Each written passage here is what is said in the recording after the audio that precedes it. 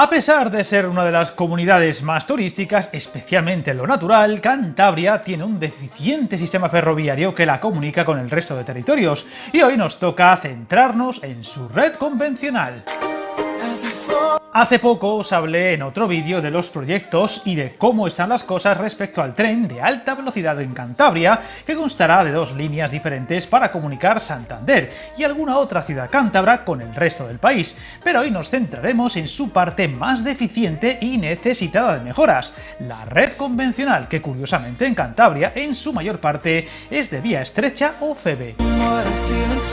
Básicamente tenemos tres ramales: el del sur, el que atraviesa la cordillera en vía de ancho ibérico y que es el que llega a Reynosa y Palencia, para a partir de ahí poder llegar a otros muchos lugares del país como Valladolid o Madrid, siendo utilizado por el Alvia. Esta es además una de las dos líneas que se están modernizando y que acogerá una de las dos rutas del AVE en el futuro. Caso aparte es la unión entre las dos principales ciudades cántabras, Santander, la capital regional, y Torrelavega, con sus 51.000 habitantes. Ambos núcleos están unidos por trazado de doble vía estrecha, también llamado ancho métrico o popularmente FEBE, y vía convencional de ancho ibérico, el usado por el Alvia, entre otros, para comunicarse con el resto del país, y que de momento solo tiene vía única, ahora en proceso de duplicación de vía, teniendo un viaje entre ambas localidades que va desde los 25 a 40 minutos dependiendo de las paradas, funcionando básicamente como un servicio de cercanías, eso sí, muy mejorable a la hora de comprar online, pues en renfe.com es sencillamente misión imposible y deberían mejorarlo para la gente que no sea de la zona. La ciudad de Santander, a pesar de sus escasos 172.000 habitantes, tiene bastantes atractivos ferroviarios, con dos estaciones que separan los servicios convencionales de los de vía estrecha, aunque eso sí, anexas una con la otra, e incluso dispone de un funicular, disponiendo de servicios ferroviarios desde un ya lejano 1858. Actualmente la ciudad se enfrenta a una ambiciosa transformación en este sentido, con las mejoras de los tramos hasta Torrelavega y la revolución que deben suponer las obras y llegada del AVE, aunque faltan muchos años aún para ver esto, pues aparte de mejorar los tiempos de viaje y frecuencias con lugares como Bilbao, Zaragoza, Madrid, Valladolid o Barcelona, supondrá también la transformación a fondo de su actual estación de tren, algo de lo que ya os hablaré más al detalle en otro vídeo del canal.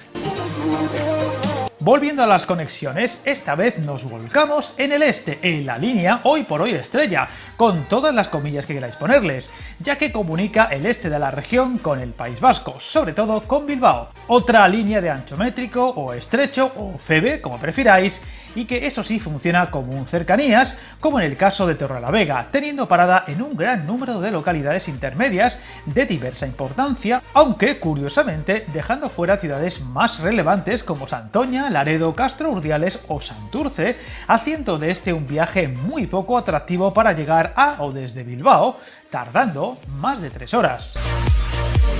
Esto hace que viajar entre estas dos grandes ciudades sea mucho más atractivo con cualquier otro medio de transporte, a la espera de la construcción de la otra línea de alta velocidad, y de la que os hablé recientemente, como ya dije antes en un reciente vídeo del canal.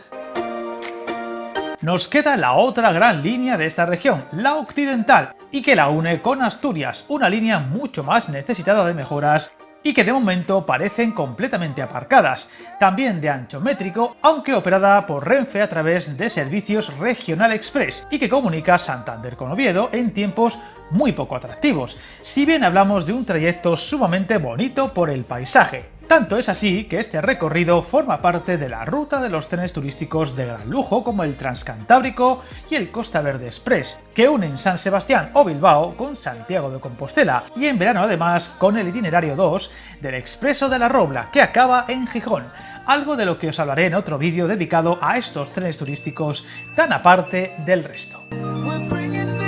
Volviendo a la línea convencional en sí, Santander-Oviedo, actualmente este viaje pasa por lugares como Cabezón de la Sal, San Vicente de la Barquera, Llanés, Ribadesella o Arriondas, suponiendo en sí mismo un verdadero tren turístico al alcance de todos los bolsillos. aunque el viaje entre las dos capitales del Cantábrico se hace con 2 trenes diarios por sentido y tiempos desde las 5 horas y 27 minutos. Eso sí, sorprendentemente, sin poder comprarse online los billetes, solo en ventanilla.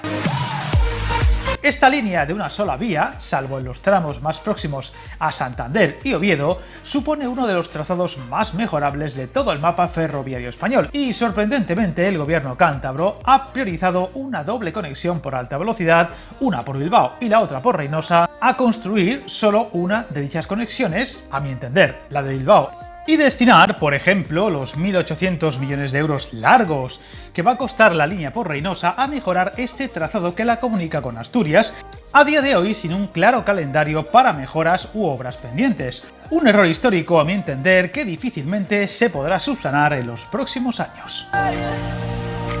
Como veis, una comunidad que, a pesar de sus limitaciones ferroviarias, cuenta con muchas posibilidades, sobre todo para el viajero foráneo, no tanto, eso sí, para sus habitantes para disfrutar del tren, y de la que ojalá pronto podamos contar en otros vídeos nuevas obras o proyectos de mejora tan necesitados en esta zona del país. Suscríbete al canal, encantado de leer tus comentarios y recuerda, hasta el camino más largo se inicia con un primer paso.